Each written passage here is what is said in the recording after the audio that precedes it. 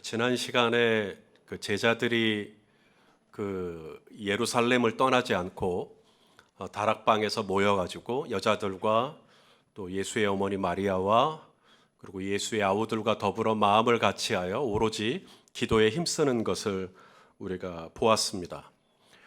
여러분, 기도하면 무슨 일이 일어나던가요? 기도 다 해보셨잖아요. 기도를 하면 무슨 일이 일어나는가? 기도가 뭐죠? 기도가 하나님과의 대화다, 혹은 하나님과의 교제다. 그래요. 기도는 독백이 아닙니다. 기도는 나도 말하지만 하나님도 내게 말씀하실 수 있나요? 예. 기도는 대화라고 했으니까요. 교제고 사귐이고. 그래서 기도를 하다 보면 기도하기 전에는 내 마음만 보였어요.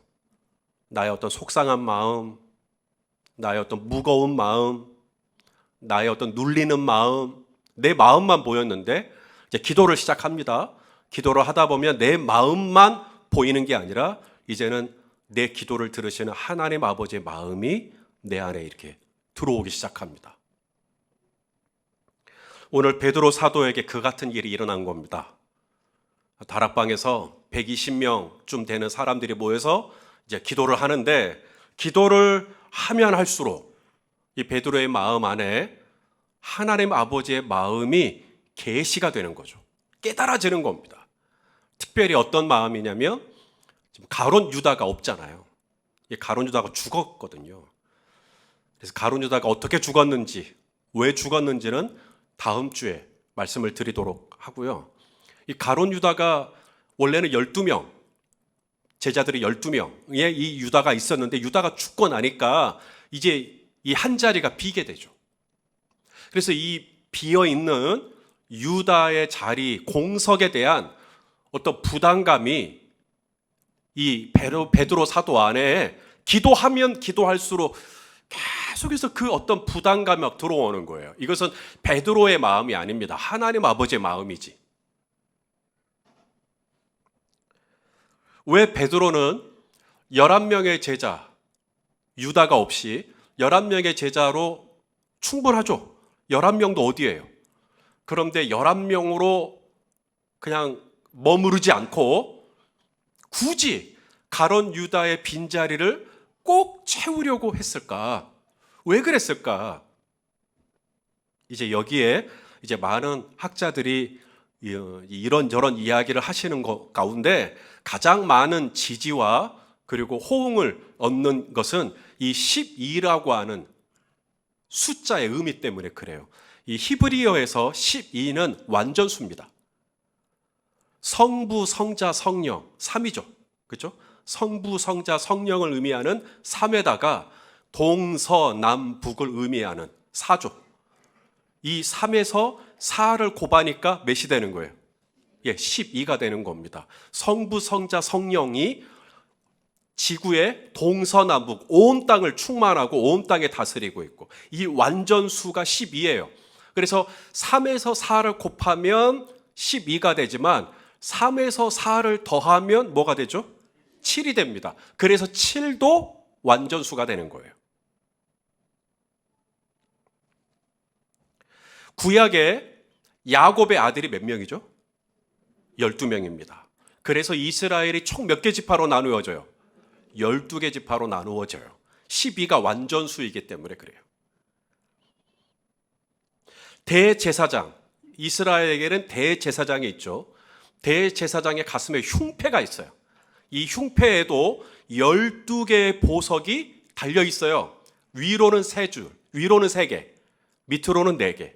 그래서 3, 4, 12. 그래서 12개 보석이 달려 있는데, 12개의 보석이 이스라엘의 12지파를 상징하죠. 신약에 와서 예수님이 제자를 삼으실 때도 총 몇 명을 삼으세요? 12명. 사실 예수님이 제자를 삼으려고 했으면 12명보다 더 많이 삼을 수 있었을까요? 예. 누가복음 10장에 보면 제자가 몇 명이 나오냐면 70명이 나옵니다. 70명의 제자가 따로 있어요. 그러므로 예수님이 원하셨으면 12명이 아니라 뭐 20명의 제자 혹은 30명의 제자도 가능하죠.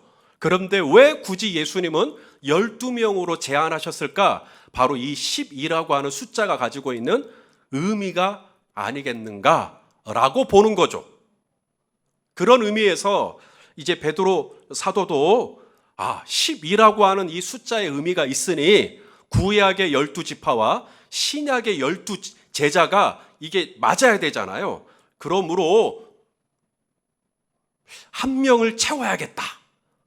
이런 마음이 들었던 거죠.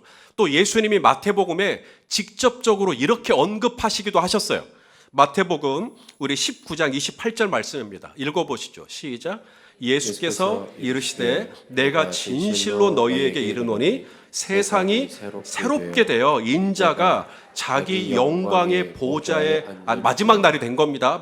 마지막 내에 나를 따르는 너희도 12보좌에 앉아 이스라엘 12지파를 심판하리라. 우리 주님이 다시 오시는 그날 온 인류를 심판을 할 때 예수님 혼자 하시는 게 아니라 12명의 제자가 12개의 보좌에 앉아서 이스라엘의 12지파를 심판하게 될 거다. 이렇게 몇 명이라고 꼭꼭 집어서 얘기하시죠. 12라고 말씀을 하십니다. 베드로 사도가 이 말씀을 기억을 했을 수도 있고 안 했을 수도 있지만 아무쪼록 이 12라고 하는 이 숫자의 의미는 완전수예요. 충만한 숫자입니다. 그렇기 때문에 다락방에서 기도를 할 때 이 유다의 빈자리 거기에 대한 어떤 마음이 막 올라오는 거죠. 그리고 베드로는 궁금했을 거예요. 지금 내가 이 가룟 유다의 빈자리에 대해서 이 불편함을 느끼는 것이 나의 인간적인 마음인 건지 아니면 이것이 하나님이 특별히 주시는 어떤 감동인 건지 분별을 해야 했을 겁니다. 그리고 베드로 사도는 이 12라고 하는 이 완전수를 채우기 위해서는 유다를 세워야 되겠다. 유다를 채워야 되겠다. 이렇게 생각을 했다라고 하는 것이 굉장히 많은 분들의 이야기고요. 여러분이 혹시 이 본문 가지고 다른 목사님들의 어떤 설교나 또 이런 걸 들으실 때 많은 분들이 그렇게 또 말씀을 하십니다. 틀린 거 아니에요. 하지만 저는 오늘 본문 속에서 베드로 사도가 이 가룟 유다의 빈 자리를 채우려고 한 동기가 단지 히브리 숫자에서 12라고 하는 수가 완전수이기 때문에만 유다의 빈자리를 채우려고 하지 않았다라고 보는 겁니다. 물론 10이라고 하는 완전수를 채우기 위해서라도 유다의 빈자리는 꼭 메꿔야 되죠. 그래서 이후에 보시면 마띠아라고 하는 사람이 제비가 뽑혀서 이제 그 유다의 사도의 자리를 이제 대신하게 됩니다. 저는 그것도 지지해요.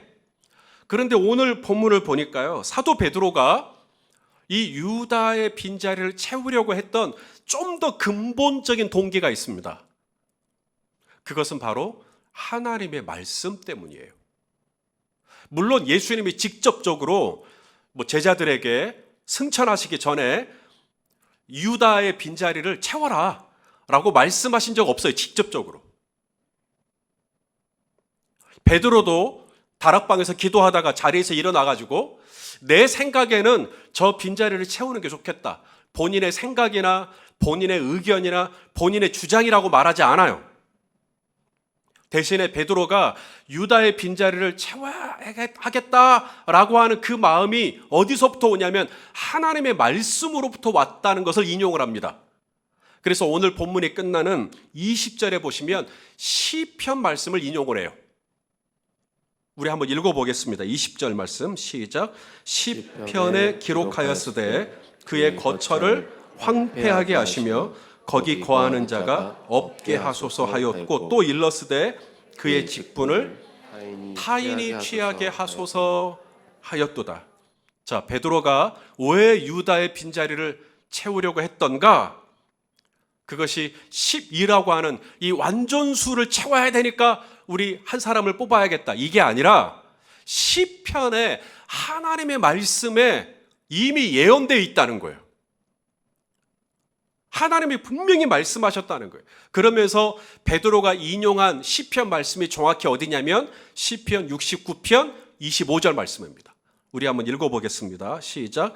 그들의 거처가 황폐하게 하시며 그들의 장막에 사는 자가 없게 하소서. 이 시편 69편이 누구의 시인지 혹시 아세요?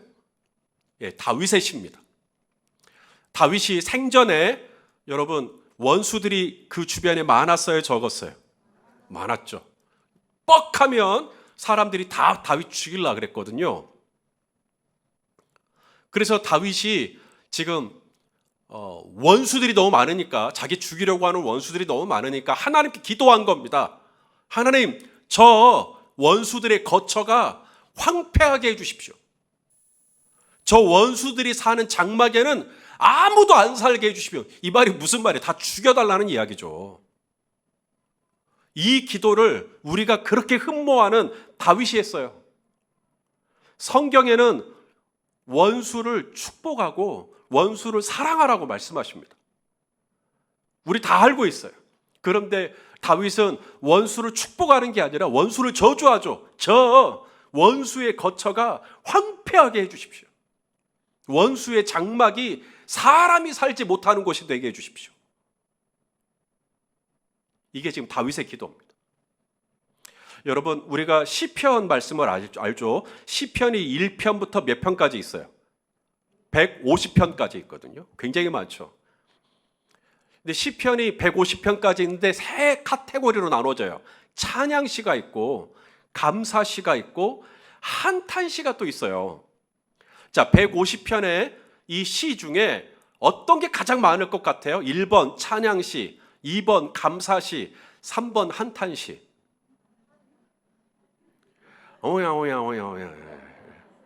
예, 당연히 하나님을 찬양하는 거니까 시편은 찬양시가 제일 많을 것 같고, 감사시가 오늘 맥주 감사주일이니까 감사시가 많을 것 같은데요. 시편 150편을 통틀어 가장 많은 시는 한탄시입니다. 우리의 인생이 감사하고 찬양할 일이 많으면 뭐가 성가시겠어요? 그런데 우리의 삶이라는 게 녹록하지가 않죠. 우리의 인생이 감사와 찬양을 들을 때도 있지만 한탄할 때도 있나요? 탄식하고 아파하고 신음하고 화딱지가 나고, 저 원수의 거처가 황폐하게 해주시고 저 원수의 장막은 아무도 안 살게 해주십시오. 이런 한탄시. 이 시 말씀이 베드로 안에 떠오른 거예요. 유다를 생각할 때, 가룟 유다를 생각할 때 이 시편 69편 25절 말씀이 떠오른 겁니다.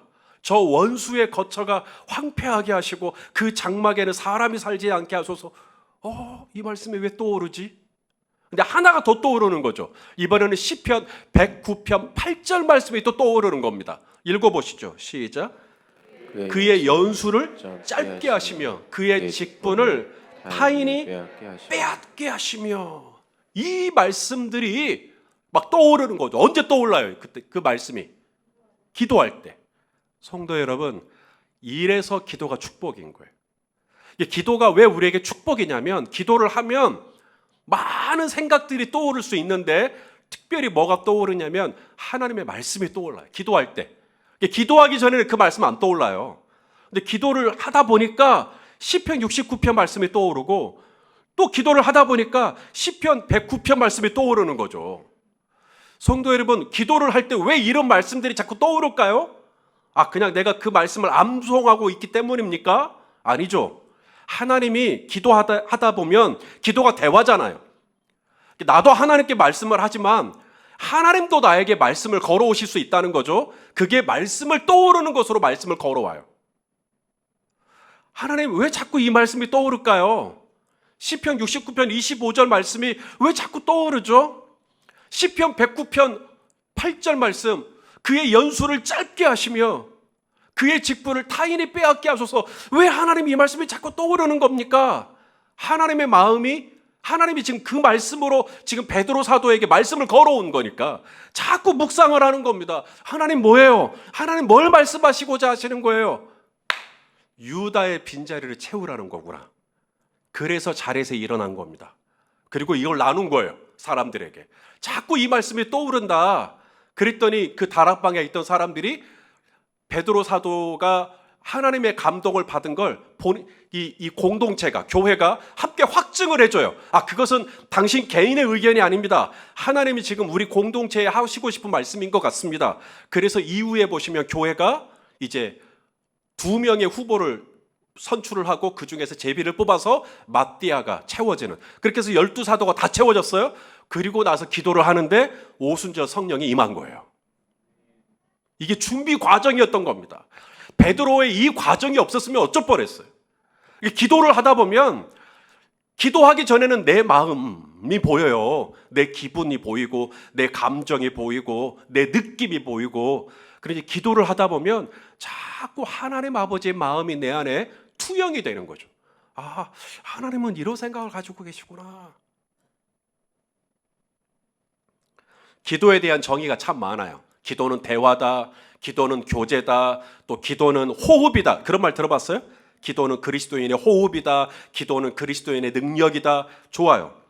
근데 저는 기도에 대한 또 다른 정의, 오늘 본문을 통해 깨닫는 것은 기도는 열쇠다. 이것은 저 손희선 목사의 정의가 아니에요. 예수님의 정의지. 예수님이 기도를 열쇠라고 말씀하셨어요. 어디서? 마태복음 18장에서. 우리 한번 읽어보겠습니다. 마태복음 16장입니다. 마태복음 16장 19절 읽어보시죠. 시작. 내가 천국 열쇠를 내게 주리니 내가 땅에서 무엇이든지 매면 하늘에서도 매일 것이요 내가 땅에서 무엇이든지 풀면 하늘에서도 풀리리라. 이 천국 열쇠를 너에게 주겠다. 누구에게? 교회에게 주겠다는 거예요. 여러분에게 주겠다는 거예요. 성도에게 주겠다는 거예요. 열쇠. 그래서 기도는 뭐예요? 열쇠. 내가 기도를 하면 하늘이 묶이기도 하고 내가 기도를 하면 하늘이 풀리기도 하고, 엘리야가 기도를 하니까 하늘이 문을 닫아가지고 3년 6개월 동안 비 한 방울 안 내려버리고, 다시 엘리야가 기도하니까 3년 6개월 동안 물이 닫혀있던 하늘이 열리면서 비가 내리고, 할렐루야. 열기도 하고 닫기도 하고, 이 천국 열쇠, 기도는 열쇠예요. 여기 이 약속의 책이죠. 구약, 신약, 약속의 책이죠. 이 무궁무진한 약속들이 저와 여러분의 삶에 실현이 되려면 이 약속이 열려야 돼요. 이 약속이 열릴 수 있도록 이걸 누군가가 끌어야죠. 이 열쇠가 기도예요, 기도. 그래서 우리가 기도를 하면 이 안에 기록된 무궁무진한 약속들이 저와 여러분의 것이 되는 줄로 믿으시길 바랍니다. 기도를 하면 축복이 열리는 열쇠예요, 기도가.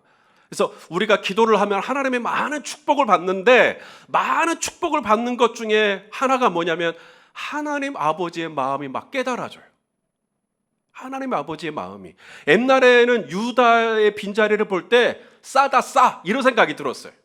그래, 유다 네가 스승을 배신하더니 너는 죽어 마땅해, 막 이런 마음, 인간적으로 원망하는 마음, 인간적으로 미운 마음, 인간적으로 잘됐다 막 이런 마음. 그런데 기도를 하는 거예요. 다락방에서 자꾸 기도를 하는데 유다의 빈자리에 대해서 예전에는 싸다 싸 이런 마음이었다면 뭔가 다른 마음이 막 들어오는 거예요. 유다의 빈자리에 대한 하나님 아버지의 마음이 막 이렇게 생각이 나는데, 그게 뭐냐면 시편 69편 말씀과 시편 109편 말씀. 하나님 왜 자꾸 이런 말씀을 주시죠? 이 말씀을 주시는 의미가 뭐죠? 하나님께서 그 유다의 빈자리에 대한 하나님 아버지의 마음, 사랑하는 아들아, 나는 너희를 12제자로 불렀으니 그 중에 한 명 비어있는 자리를 채웠으면 좋겠다. 이런 하나님의 감동이 베드로 사도 안에 들어오는 것이죠. 그리고 베드로 사도는 이걸 나누고 교회는 그것을 순종하고, 그래서 함께 이 일에 마음을 모아서 하나가 되었을 때 오순절 다락방에 성령이 임한 줄로 믿습니다. 여러분, 기도라는 게 그런 거예요. 모세가 10계명, 하나님이 직접 적어주신 2개의 돌판을 들고 산에서 내려왔을 때 심란한 장면이 펼쳐졌죠. 이스라엘 백성들이 모세가 없는 그 잠깐의 틈을 못 참고 하나님을 황금 송아지로 바꿔가지고 모세의 형 아론을 중심으로 해서 우상 숭배를 하고 있었어요. 하나님이 가장 추잡하게 생각하는, 추악하게 생각하는 것 중에 하나가 바로 우상 숭배죠. 그런데 다른 이방 나라가 아니라 하나님이 선택하고 하나님이 택한 이스라엘 백성들이 산 아래에서 우상을 숭배하고 있으니 얼마나 화딱지가 나든지 모세가 하나님이 방금 적어주신 2개의 돌판을 던져버립니다. 그랬더니 깨져버리죠. 우리 말씀을 읽어보겠습니다. 출애굽기 32장 19절 시작. 진에 가까이 이르러 그 송아지와 그 춤추는 것들을 보고 크게 노하여 그 손에서 그 판들, 이 판이 뭐예요? 예, 10계명 2개 돌판, 이 판들을 산 아래로 던져 깨뜨려 버려요. 모세의 감정이 나오죠. 모세의 감정이 뭐예요? 화가 난 겁니다. 이게 기도하기 전에 모세, 기도하기 전에는 화가 나고 혈기가 나고, 기도하기 전에는 막 화딱지가 나고 분이 나고 막 밉고 싫고. 그런데 하나님이 모세를 다시 콜링하시죠. 모세야 올라와라. 너 나 좀 같이 만나자. 그래서 모세가 올라갑니다. 그리고 하나님 앞에 머무르죠. 그래서 하나님 앞에 이제 기도를 하고 하나님하고 교제를 하기 시작합니다. 모세의 기도가 바뀌어요. 자, 출애굽기 32장 32절쯤 가서는 모세의 기도가 이렇게 바뀝니다. 읽어보시죠. 시작. 그러나 이제 그들의 죄를 사하시옵소서. 그렇지 아니하시오면 원하건대 주께서 기록하신 책이 생명책 아닙니까? 생명책에서 누구 이름을, 내 이름을 지우는 한이 있더라도 이 백성들을 용서해 주십시오. 자, 기도하기 전에는 용서의 마음이 있어요, 없어요? 없어요. 기도하기 전에는 화밖에 안 나요. 근데 기도를 자꾸 하니까 하나님 아버지의 마음이 내 안에 들어오는데, 이 백성을 긍휼히 여기는 마음, 이 백성을 불쌍히 여기는 마음, 이 백성을 용서받았으면 좋겠다, 용서해 줬으면 좋겠다. 여러분, 이거 인력으로 안 돼요. 돈을 얼마나 받아야 우리 마음이 바뀌어요? 안 돼요. 이것은 기도를 할 때 하나님 아버지의 마음이 내 안에 강권적으로 부어져야 정말 용서할 수 없는 사람인데, 내가 판을 다 깨뜨려 버릴 정도로 화가 나는 사람인데 그들에 대해서 용서하고 싶은 마음이 막 일어나는 거, 기도할 때요. 야곱도 마찬가지입니다. 성경에 이 야곱이 얼마나 야비한 사람입니까? 그의 형 쌍둥이 형이죠. 쌍둥이 형 에서에 대해서 늘 열등감을 가지고 있어요. 아, 내가 형이 돼야 되는데 저 인간이 나보다 먼저 태어나가지고 내가 형이 됐어야 돼. 그래서 이 장자가 되지 못한 것에 대한 이 깊은 열등감이 이 야곱 안에 있었어요. 그래서 뻑하면 이제 자기가 장자 노릇 해보려고 그러다가 어디까지 가냐면, 아버지 이삭의 눈이 안 보여요. 눈이 어두우니까, 나이가 들어가지고 안 보여요. 그러니까 자기가 에서인 것처럼, 장자인 것처럼 목소리를 흉내를 냅니다. 그리고 자기는 털이 없는데 형 에서는 사냥꾼이니까 이제 털이 많잖아요. 그래서 털 막 붙여요. 그리고는 아버지 저 에서예요. 저를 위해서 축복 기도해 주세요. 이래가지고 형이 받아야 될 축복권을 자기가 받아버립니다. 가로채버린 거죠. 나중에 에서가 이 사실을 알고 동생 야곱에 대해서 내가 너 만나면 너 죽여버린다. 이렇게 돼가지고 형과 야곱이 헤어지게 되는데, 저기 하란, 밧단 아람, 거기까지 외삼촌 라반의 집에 거기 있으니까 그렇게 해가지고 20년 이상 이 형제지간이 갈라져 버려요. 어떻게 이걸 화해를 해요? 그래서 20년이 지나고 난 다음에 이제 야곱이 형을 만나러 오는데, 형이 순순히 만나줘요. 무장을 한 400명의 어른들과 함께 칼을 차고 동생을 만나기만 죽이려고. 이 사실을 알고 나서야 야곱이 기도를 합니다. 야복강에서 밤을 새고 잠을 못 자죠. 다음날 죽을 수도 있는데. 그때 기도를 하는데 하나님의 천사가 와요. 그래서 하나님의 천사를 붙들고 안 놔줘요. 이제 자기가 두려우니까. 그때 이렇게 기도를 했다라는 거예요. 우리 창세기 32장 26절 말씀 여러분 보이세요? 같이 읽어보겠습니다. 시작. 그가 이르되 날이 세려하니 나로 가게 하라. 야곱이 이르되 당신이 내게 축복하지 아니하면 가게 하지 아니하겠느니라. 밤새도록 씨름했다고 성경은 말합니다.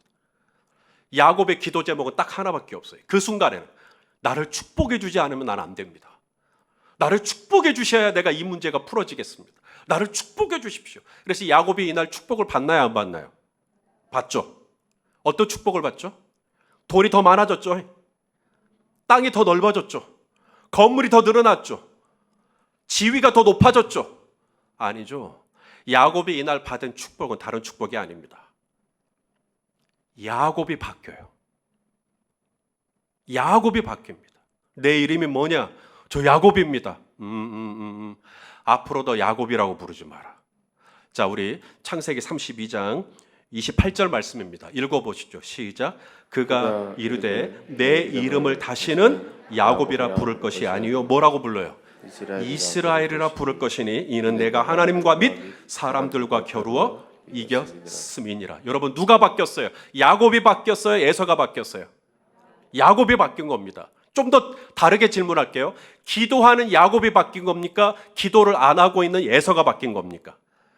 기도하는 사람이 바뀌는 거예요. 우리는 그렇게 기도하죠. 저 에서를 좀 바꿔주십시오. 그런데 하나님의 관심은 기도하는 야곱을 바꾸는 거예요. 이게 축복이에요. 나는 저 에서가 바뀌면 될 것 같은데 하나님은 내가 바뀌어야 한다는 거예요. 야곱아, 너 이름 뭐냐? 왜 내 이름을 모르세요? 에서로 바꾸셔야지. 아니야, 네 이름 뭐냐? 너를 바꾸기를 원한다는 거죠. 우리가 기도를 하고 하나님께 받은 축복이 참 많은데 그게 저 에서가 풀어지는 게 아니라 내가 풀어지는 거예요. 그래서 드디어 야곱이 바뀌고 나서 그 다음날 형을 만나요. 형은 여전히 무장을 하고 있죠. 이제 형이 나를 죽이겠구나. 그런데 이상하죠. 에서가 야곱을 죽이질 않아요. 에서가 야곱을 딱 만났는데 끌어안습니다. 목을. 화해가 이루어지죠. 자, 우리 33장 10절 야곱이 이런 고백을 합니다. 읽어보시죠. 시작. 야곱이 이르되 그렇지 아니하니이다. 내가 형님의 눈앞에서 은혜를 입었사오면 청하건대 내 손에서 이 예물을 받으시옵소서. 내가 형님의 얼굴을 배온즉 하나님의 얼굴을 본 것 같사오며 형님도 나를 기뻐하심이니이다. 자, 이 기도하기 전에는 형님의 얼굴이 뭐로 보여요? 나를 죽이려고 하는 사냥꾼의 얼굴로 보입니다. 그런데 기도하고 난 다음에 형님의 얼굴이 뭐로 보여요? 하나님의 얼굴로 보여요. 그러니까 에서의 얼굴이 하나님의 얼굴로 바뀐 거죠. 아니죠. 에서의 얼굴은 여전히 에서의 얼굴이죠. 근데 바뀐 건 누구예요?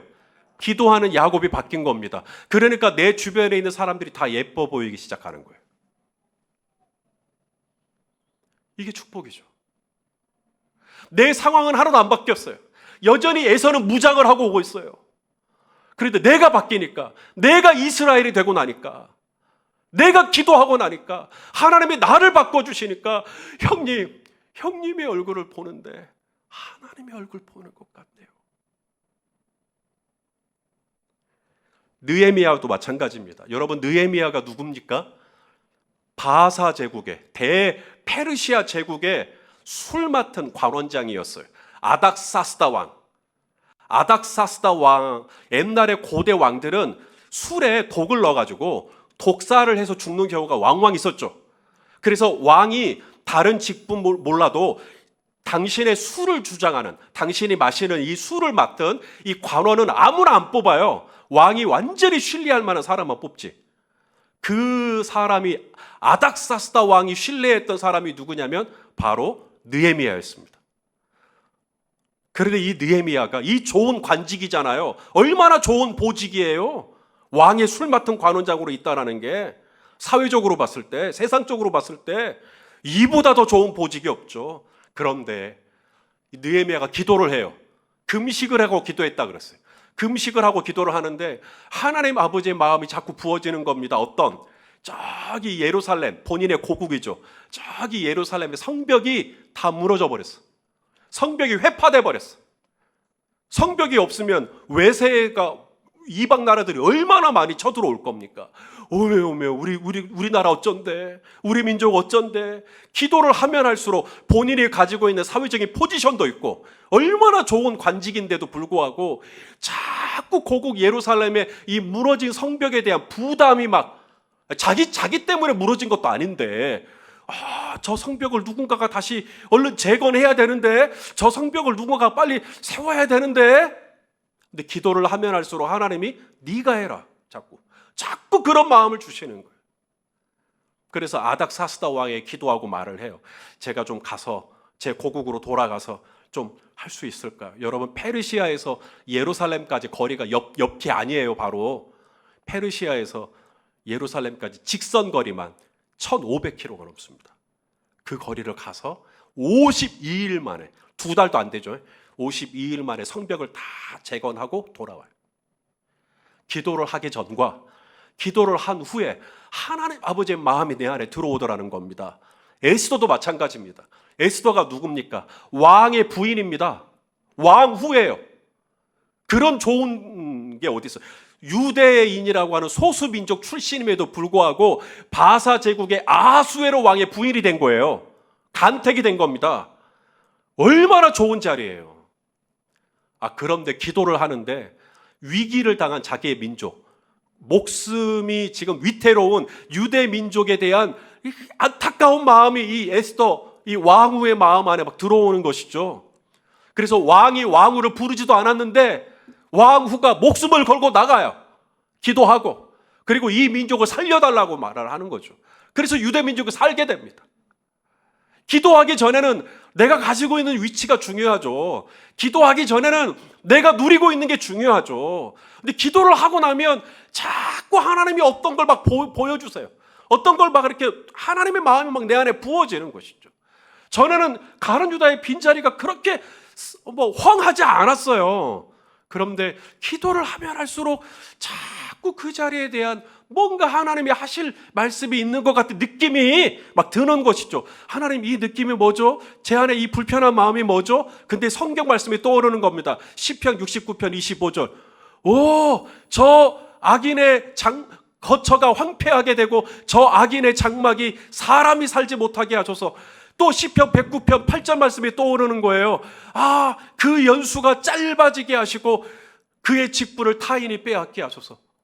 하나님, 지금 유다의 빈자리를 채우라는 말씀이군요. 그럼 제가 이것을 저희 공동체에게 나누겠습니다. 그래서 나눠요.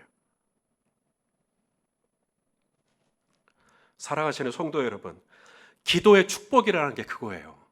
저 이스라엘이, 패역한 이스라엘이 바뀌고 저 형 에서가 바뀌고 저 왕 아닥사스다 왕이 바뀌고 아수에로 왕이 바뀌는 게 아니에요.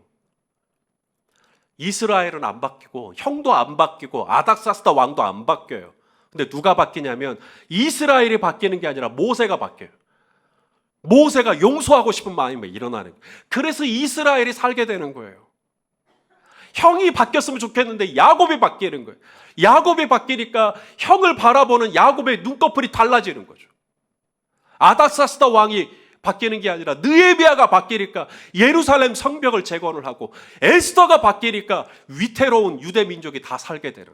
사랑하시는 성도 여러분, 우리가 기도를 하고 하나님께 받기를 원하는 축복들이 참 많은데 하나님이 정말 저와 여러분에게 주기를 원하는 축복은 뭐냐면 하나님의 마음을 나눌 사람, 하나님의 마음을 누군가에게 계시하고 싶은데 하나님의 마음을, 하나님의 계획을 누군가에게 알려주고 싶은데 누구? 바로 기도하는 사람이죠.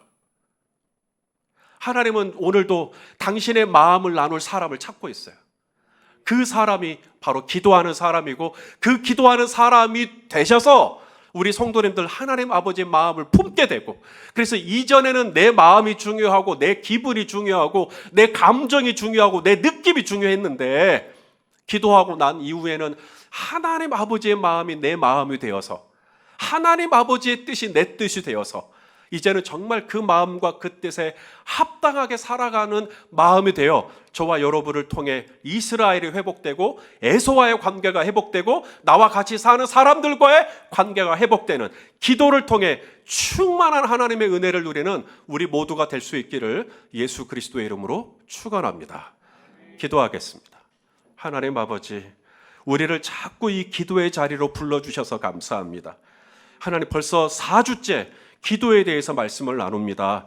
주여, 우리 성도님들이 이때에 기도하게 하시고 이때에 하나님 앞에 무릎으로 나아가 하나님이 야곱에게 주신 느헤미야와 에스더에게 주신 이 기도의 축복을 우리 성도님들도 다 받게 하여 주시옵소서. 예수님의 이름으로 기도하옵나이다. 아멘.